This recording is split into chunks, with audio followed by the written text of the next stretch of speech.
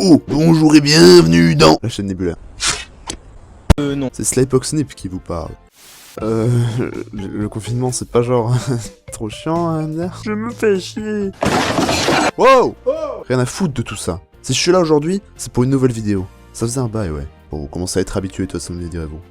En tout cas, aujourd'hui, je vais vous parler d'une licence, que dis-je, d'une saga, d'un univers entier que j'affectionne tout particulièrement.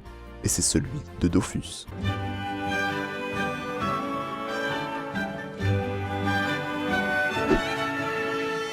On va se pencher tous ensemble sur le film Dofus, intitulé Livre 1, Julite, le premier long-métrage d'Ankama Animation. Il est sorti le 3 février 2016 dans les salles en France et a été réalisé par Jean-Jacques Denis et l'immense BG Anthony Roux, plus connu sous le pseudo de Tot, qui est l'un des fondateurs de la société Ankama. Dofus est un MMORPG bien de chez nous, qu'on ne présente plus, combat au tour par tour, déplacement par système de tableau, son univers visuel poétique et coloré, son économie complexe et son humour... délicieux. Mais alors ça donne quoi, un film sur Dofus? Mais non!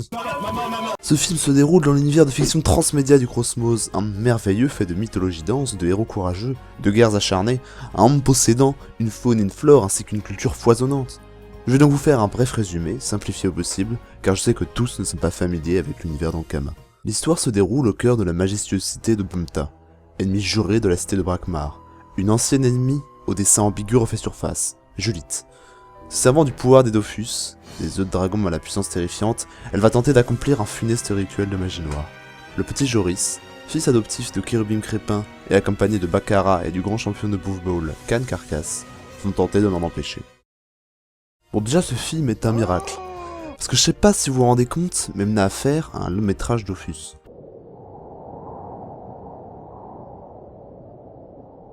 Un long métrage Dofus. Non, en vrai, même si Ankama n'en est pas à son coup d'essai, la série Wakfu rencontre beaucoup de succès depuis 2008, ici on a affaire à un véritable long métrage d'animation avec une sortie en salle dans toute la France et tout. C'est surtout un projet de grande envergure pour Ankama, avec un budget colossal pour une telle entreprise, même y reviendra à la fin de la vidéo. Et pour un premier film, on se fout pas de notre gueule, c'est beau, même très beau.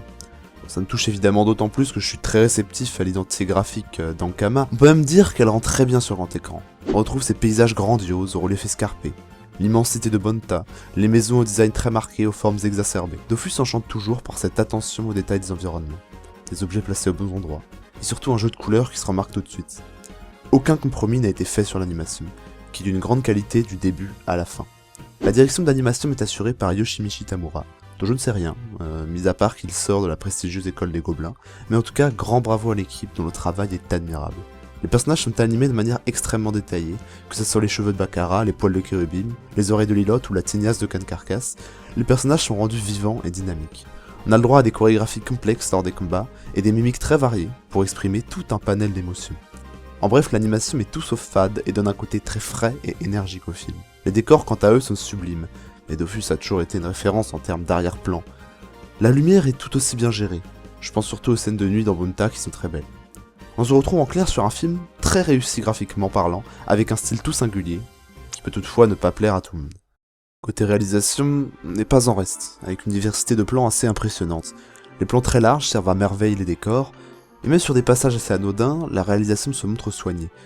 Tandis que Joris et Lilith courent à travers Bonta, les plans panoramiques et les travelling se succèdent, ainsi que des plans fixes, comme si les petits êtres ne faisaient que passer au milieu de cette immense métropole. Les combats sont quant à eux un véritable plaisir. Une caméra nerveuse mais qui sait s'arrêter pour souligner l'impact des coups, des passages au travelling chaotique qui jouent avec la perspective.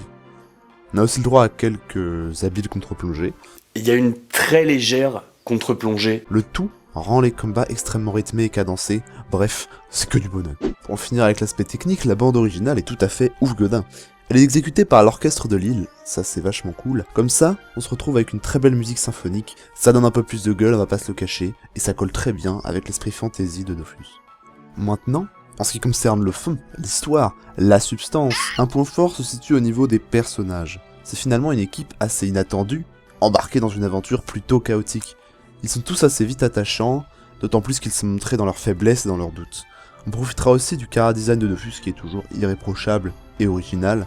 Personnellement je les aime tous, Joris est touchant, Kérubim est aussi parfait dans son rôle de papy gâteau qui cache un guerrier redoutable. Kankarkas et Baccarat sont vachement cool, même s'ils sont en permanence à deux doigts de se zouker pendant la moitié du film. Mais n'oublions pas le titre du film, et rendons honneur à Juliette. Elle est juste trop classe, avec son immense cape qui se meut comme si elle était vivante, complétant ses mouvements, lui donnant une ampleur et une emprise à l'écran, ainsi qu'un mélange de force brute et de douceur. Tout dans ce perso transpire le style. Elle est dangereuse du début à la fin. Elle a cette manière d'agir comme si elle pouvait égoumer tout le monde, comme elle veut et quand elle veut.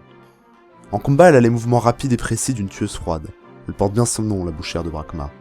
Ce qui rend le personnage encore meilleur, c'est son histoire avec Jahash, qui rend sa personnalité plus ambiguë sans pour autant tomber dans le simple pathos du genre le méchant qui est méchant car il a été martyrisé quand il était gosse. Juliette au contraire reste un être violent et sans scrupules, mais l'amour qu'elle porte à son fils Joris et à Jahash la rend tout aussi humaine que les protagonistes, et ça, c'est beau. La seule chose que je peux reprocher à l'histoire est d'être assez brouillonne, dans le sens où les gens qui ne sont pas familiers avec le jeu vidéo pourraient vite être perdus avec le changement de dimension, la découverte du Dofus, Kérubim qui ressuscite. Pour moi, la trame narrative reste tout à fait cohérente, mais je comprends que l'on puisse être dérouté par la rapidité de l'histoire et la condensation des événements. Il y a en définitive peu de pauses dans ce film, et c'est peut-être un petit peu dommage. Ensuite, il y a quelque chose de particulier à Dofus, et à tous les univers transmédia en général, c'est le fait que les personnages vivent souvent au-delà de l'œuvre dans laquelle ils sont apparus. Par exemple, le héros Joris est présent dans la série Wakfu. Bon, il a genre 500 ans de plus. Désolé d'arriver si tard, princesse. Quelle est la situation? Mais il est bien présent. Kérubim Crépin est un personnage que l'on peut rencontrer dans le jeu vidéo Dofus, un héros connu au sein même de l'univers du Cosmos. Il aura d'ailleurs une mini-série qui lui est dédiée. Et finalement ce film, comme tout produit de l'univers étendu de Dofus, que ça soit le manga, la série Wakfu ou les jeux, fait partie intégrante d'une grande histoire. Tous les événements de ce film sont historiques au sein de l'univers du jeu. Juliette et Jahash sont des personnalités quasi mythologiques, et on peut aussi trouver une allusion à Kankarkas dans le manga Wakfu. Une œuvre de fiction n'est pas obligée de s'inscrire dans un univers aussi vaste pour être bien, mais dans le cas de Dofus, cela donne plus d'ampleur aux événements et aux personnages. Et justement, comme je l'ai évoqué à plusieurs reprises, ce film a tendance à plus parler aux initiés. Bien que sur divers sites j'ai trouvé des commentaires de gens qui ne connaissaient strictement rien au jeu et qui me trouvaient le film génial, cet aspect a pu lui jouer des tours. En réalité, le film Dofus devait avoir une suite, une trilogie, pour être plus précis. On le voit rien qu'au titre, livre 1, et même à la petite scène post-crédit qui est très drôle soit dit en passant. Mais dans les faits, le film a bidé. Il n'atteint pas les 90 000 entrées, même s'il faut se rappeler que la plupart des films d'animation se positionnent autour des 100 000 entrées en France, cela reste un coup dur pour la société Ankama en termes de budget. C'est pourquoi Tot a affirmé qu'il n'y aura sûrement jamais de suite, la société préférant se concentrer sur la série Wakfu, ce qui n'est pas pour me déplaire car elle est excellente, ça. Allez la voir d'ailleurs. Mais c'est pour moi une grande déception car ce film était ultra prometteur. En dehors de l'argument du problème de ciblage de public, les critiques de la presse m'étaient mitigées, allant de l'éloge au... Ah non, non. Je ne suis pas d'accord avec vous.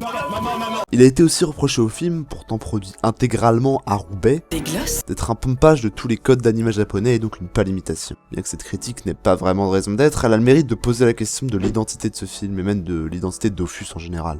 Évidemment que l'on ressent dans l'animation et dans certains aspects de l'histoire la forte influence des animés japonais. Évidemment que les créateurs de l'univers Dofus lui ont insufflé une part de leur culture, et ils ont sûrement grandi avec le Club Dorothée et tout le tintouin. Mais ce film Dofus ne sera jamais un simple animé produit en France. N'importe qui s'y connaît un tant soit peu en animé et en manga arrive à faire la différence entre le style du manga français et japonais. Ce que je veux dire, c'est que ce film porte en lui une hybridation des cultures. On sent l'influence de la bande dessinée franco-belge, tout comme sans celle des mangas. Son animation évoque certes les productions nippones, mais il ne faut pas oublier que la France a une tradition plutôt développée dans le domaine de l'animation. Et les animés japonais, aussi importants qu'ils furent dans l'histoire du dessin animé, sont loin d'avoir tout inventé. Ce film porte en lui des influences ultra diverses, c'est toute la pop culture qui s'y entrechoque. On sent dans le traitement des personnages et dans l'humour une fibre bien franchouillarde, et je pense que les créateurs n'ont pas cherché à s'inspirer d'une seule culture en particulier, même puisé dans leur propre culture bien à eux. Et de ce mélange résulte un film assez à part et unique. C'est pourquoi ce film est loin d'être un pas en arrière pour l'animation en France. Son existence même est un bon présage, montrant qu'il est possible d'innover et de faire de la qualité. C'est précisément cette identité que l'on ne retrouve nulle part ailleurs qui fait que j'ai aimé, que j'aime et que j'aimerais toujours l'univers de Dofus. Il est temps pour moi de vous quitter, j'espère que cette vidéo après de longs mois d'absence vous aura plu. Je suis heureux de vous annoncer que la chaîne Nebulaire reprend du service alors à bientôt.